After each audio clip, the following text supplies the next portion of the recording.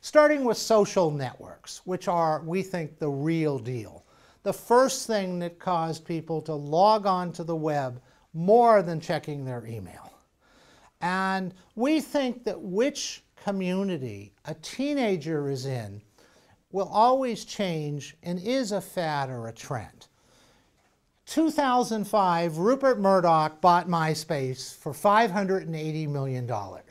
And he said that he bought it because it would allow him to reach teenagers who weren't watching television, weren't reading the newspaper. And in 2005, we had just released our 5th report, and I was doing an interview with a journalist. He was asking me all kinds of questions about our 5th report. And then his last question, I didn't even think it was a serious question, was, he said, "What do you think about Murdoch buying MySpace?" And I said, I thought it was a great investment. That part of the quote got lost forever. But he'll never be able to hang on to the teenage users of MySpace. And Murdoch and News Corp got really angry.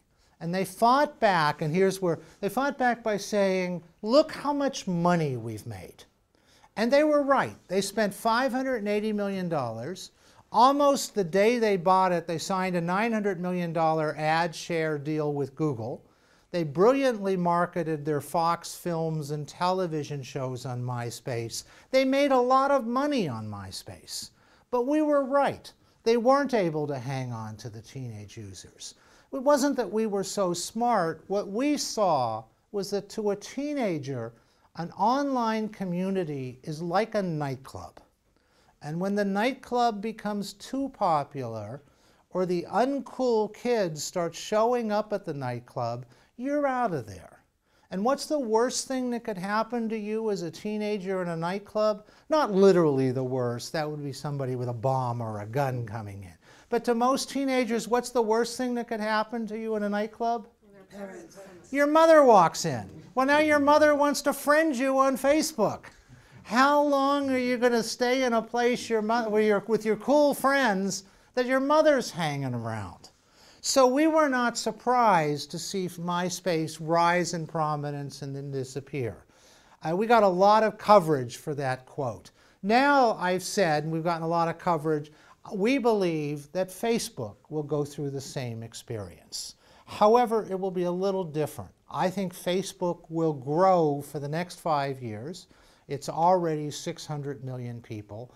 At the conference, closing it yesterday, the real star of the conference was Mark Zuckerberg, who at least put on a clean t-shirt to come to this conference. I'm not exaggerating. And it will grow for another 5 years. It'll probably get to 1 billion people. And we don't think it will disappear, just as many people still have their MySpace accounts, but we think it'll be replaced not by a huge monolithic community, but it'll fragment into specialized communities. So I say it will grow for 5 years and then go through the same process. I've been quoted as saying, Cole says Facebook dead in 5 years.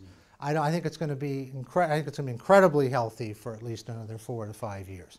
But the larger point that even though which community a teenager is in will always change, keep in mind the heaviest users of social networks are people in their 60s and 70s.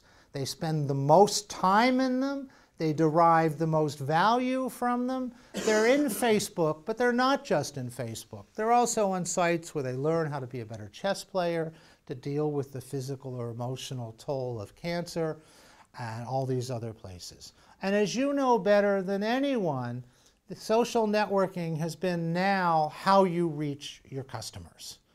And I was spending, the last couple of years, I was spending a lot of time with brands.